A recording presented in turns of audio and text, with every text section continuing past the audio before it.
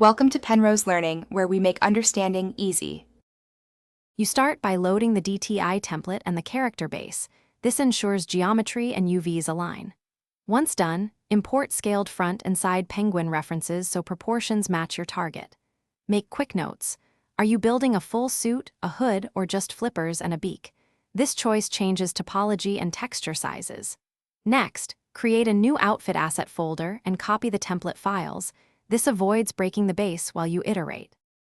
You now model the penguin silhouette. Block out the belly, wings, and hood using simple quads and maintain loops near joints for smooth bends. Once satisfied, unwrap UVs and reuse body seams to reduce visible seams in-game. Give priority UV space to the face and trim areas. After that, bake normals and ambient occlusion from a high-res sculpt if you made one, then paint base colors and layered feather patterns. Make sure to export texture maps in DTI-accepted formats. You bind the outfit to the character skeleton and paint weights so wings and belly deform naturally. Focus on shoulder and hip areas to prevent vertex snapping.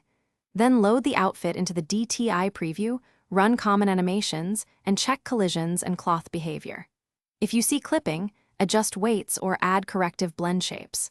Finally, export the outfit package with LODs and material presets. If visuals break, recheck UV packing and material assignments first. Those are the most. Thanks for watching. If this was helpful, leave a like and consider subscribing. See you next time.